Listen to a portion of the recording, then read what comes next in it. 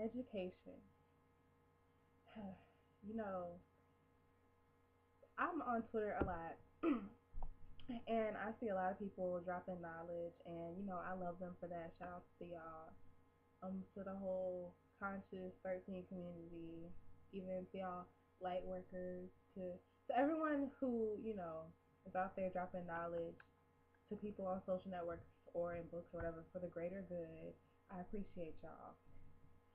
But what I do not appreciate is people attempting to break down people in order to educate them.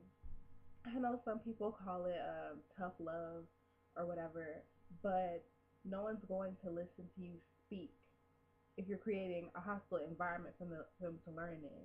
If you're telling someone you're so stupid, you know, they're not gonna be like, oh, okay, well, let me listen to you and learn from you, so I won't be stupid. No, they'll be like, no, you're stupid. Like people don't take well to criticism, especially destructive criticism. Like if you want to teach someone, like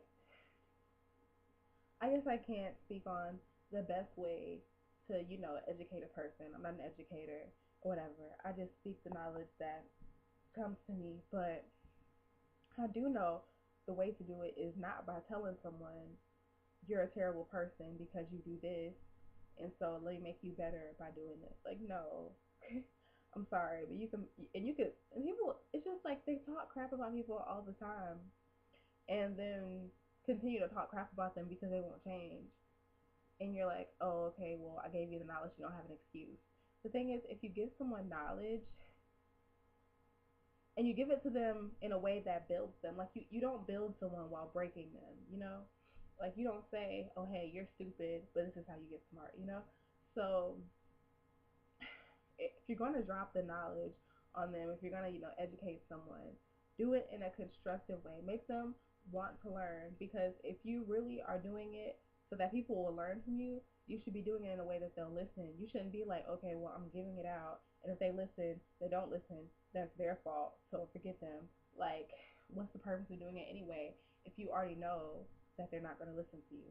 Anyway, I know I'm going on a tangent. I'm kind of ranting. But all I'm saying is, you guys out there, if you want to help someone out, because I love to learn. Like learning something, I have a passion for because, you can always learn something new. But if you want to help someone, do it in a constructive way because you haven't always been as, great as you are now or whatever you like to describe yourself as. If you say a lot of people criticize people who eat meat on my timeline on Twitter or on other social networks and stuff because most of the people I follow are vegan like myself. If you're going to criticize meat eaters, don't forget in your criticism that you used to eat meat. Now, if you've never done it, still consider the fact that these people were raised on eating meat. It's not like they woke up as a child and like, damn, I'm gonna go kill an animal and I'm going to eat it because I'm a hateful person. Like, no, people were raised on eating meat. They were taught that eating meat was natural. It's been years of teaching that you have to undo, or don't have to undo, but that you're attempting to undo. You can't expect people to be like, oh, well, yeah, I'm gonna stop eating meat tomorrow. And as that's ideal. Like I did it overnight. I was just like, oh, I'm not doing this anymore. But I don't know.